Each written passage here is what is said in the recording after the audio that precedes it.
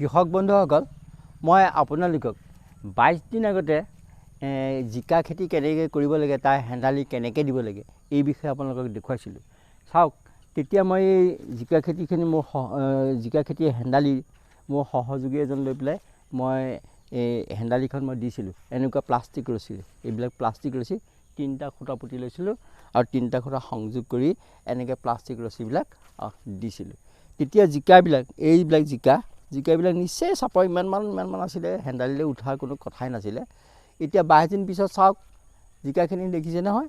এইপিনে চাওক, এই 4 পাৰি জিকা আছে, এইপিনে আছে, এইফালে আছে, গোটেই মানে জুৰি গ'ল। গোটেই হেন্দালিখন সাৱটি ধৰিলে। এয়া মই উঠাই দিছোঁ, এনেকৈ সাৱটি ধৰিলে। আৰু 22 দিন পিছত এতিয়া চাওক, মই আজি 4-5 দিনমানৰ আগৰ পৰা মই জিকা খাইছোঁ। আৰু জিকা চাওক, এই হেন্দালিখন কিমান, এই জিকাবিলাক মই এনেকৈ ঢাকি থওঁ, কাৰণ এতিয়া বৰলীয়া নামৰ যিটো মাখি হয়, মাখিটোৱে বৰ বিন্ধে। সেইকাৰণে বিন্ধিলে বৰ বেয়া লাগি যাব। সেইকাৰণে এইটো তেনেই প্লাষ্টিকৰ এটা মোনা নিজেই কৰি ল'ব পাৰি। প্লাষ্টিকখন এনেকৈ বহলকৈ পাত কাটি লৈ এই মূৰ এটা বান্ধ, সেই মূৰ এটা বান্ধ দি এনেকৈ যাতে ইয়াৰ যিটো জিকাটোৰ যিটো ঘাম, যিটো পানী উলিয়াই থাকিব, পানীখিনি যাতে ওলাই যায়, তেনেকুৱা ব্যৱস্থাৰে এই ধৰণে বেগ কৰি পেলাই আপুনি ঢাকি দিব পাৰে। জিকাটো কম খেতি কৰিলে, আপোনাৰ নিজৰ কাৰণে কৰিলে এই ব্যৱস্থাটো কৰি ল'ব পাৰে। এনেকুৱা 20টামান ঠনা কৰি ল'লে, এই ঠনাবিলাকে পৰ্যায়ক্ৰমে যিখিনি আপোনাৰ খাবলগীয়া হ'ল সেইখিনি লৈ গ'ল, আকৌ ঠনাটো নতুন এটাত পিন্ধাই থৈ গুচি গ'ল। এনেকৈ মানে কৰি থাকিব পাৰি। চাওক, এই পদ্ধতিত কিমান সোনকালে, কিমান সহজতে মানে জিকাবিলাক হৈ যায় আৰু কিমান ধুনীয়াকৈ বগাই যায়। এই চাওকচোন, এইবিলাকে লাগিছে, এইবিলাক মই বান্ধি দিছোঁ, এনেকৈ বান্ধি দিছোঁ। আৰু এইফালে মই দেখুৱাইছিলোঁ আপোনালোকৰ 4 পাৰি, এই 4 পাৰি জিকা, এই 4 পাৰি জিকাই চাওক, এইপিনে চাওক, এইবিলাক জিকা লাগি আছে। এতিয়া ইয়াত জিকা প্ৰায় 20টামান লাগি আছে। এইটো জিকা চাওকচোন, এইটো মই পৰহি ওলাইছিলেহে, এই জিকাটো পৰহি ওলাইছিলে। আৰু এই পৰহি ওলোৱাৰ পিছত মই এনেকৈ বেগটো বান্ধি দিলোঁ। এতিয়া জিকাটো তৎক্ষণাত এইটো ডাঙৰ হৈ গ'ল। গতিকে অৱশ্যে জাতটোও কথা আছে, জাতটো ভাল জাত হ'ব লাগিব। কিন্তু তেনেই অদৰকাৰী জাত এটা আনিলে আপুনি ইমান ভালকৈ প্ৰডাকশ্যন নাপাব। গতিকে এইটো জাতটো মই ভালকৈ চিলেক্ট কৰি পেলাই আনিছোঁ আৰু কম দিনৰ ভিতৰতে অতি ধুনীয়াকৈ চাওকচোন, এই 22 দিনহে হৈছে। 22 দিনৰ আগত সিহঁত বগোৱাই নাছিলে। এতিয়া চাওক, গোটেই ৱাল এখনৰ নিচিনাকৈ সিহঁতে চানি ধৰিলে।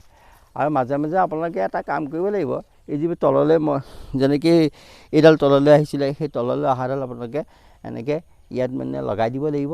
তেতিয়াহে জিকাডাল ভালকৈ বগাব আৰু ভালকৈ লাগিব। জিকা যদি ডালটো ওলমে, তেতিয়াহ'লে জিকাটো লাগিব। পথালিকৈ যদি গৈ থাকে, তেতিয়াহ'লে অলপ কম লাগিব। সেইকাৰণে ওলমিবলৈ দিব লাগে। আৰু এটা কথা মন কৰিব, ইয়াত যদি অদৰকাৰী ডাল হয়, সৰু বেলেগ অদৰকাৰী ডাল হয়, তেনেহ'লে সেই ডালবিলাক কাটি পেলাই এৰুৱাই পেলাব। তেতিয়া জিকাডাল সেৰেঙাও হৈ থাকিব আৰু জিকাখিনি ভালকৈ লাগিব। গতিকে এই প্ৰচেছটো মই ভাবিছোঁ কৃষকসকলৰ কাৰণে উপকাৰী হ'ব, বা যিসকলে কম খেতি কৰে, ঘৰত শাক পাচলি খাব নিমিত্তেহে কৰে, তেওঁলোকৰ কাৰণে এই প্ৰচেছটো উপকাৰী হ'ব। আৰু চাওক, মই দেখুৱাইছোঁৱেই যে এই ধৰণে ৰছীবিলাক এনেকৈ দি মাজে মাজে এনেকৈ 2এডাল দিলে বেছি ভাল হয়। এই ধৰণে এইডাল মই দিছোঁৱেই, মাজে মাজে দিলে ভাল হয়, কাৰণ তলৰডাল যাতে ওলমি নাহে, এইডাল যাতে ওলমি নাহে। আৰু এই ওপৰৰ এডালটো দিব লাগিব, এইডাল নিদিলে কাৰণ প্লাষ্টিকৰ ৰছী সি দুৱাই আনিব পাৰে।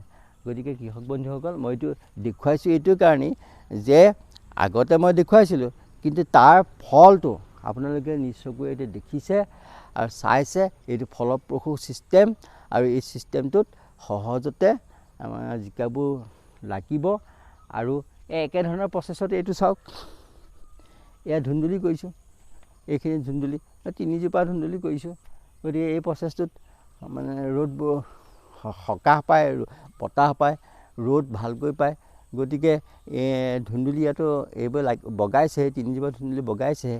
গতিকে যথেষ্ট ই প্ৰডাকশ্যন দিব বুলি মই আশা কৰোঁ। ইয়াত কীট পতংগ যদি লাগেও, তেতিয়াহ'লে আপুনি সহজে মাৰি দিব পাৰিব। ইয়াত কীট পতংগ লাগিলে চকুৰে মানে দেখিব, সহজতে মাৰি দিব পাৰিব। অৱশ্যে যদি বেছিকৈ কীট পতংগ লাগে, তেতিয়া পাতলকৈ ৰগৰ অকণ মাৰি দিলে আপোনাৰ তাৰ পৰা উপকাৰ পাব।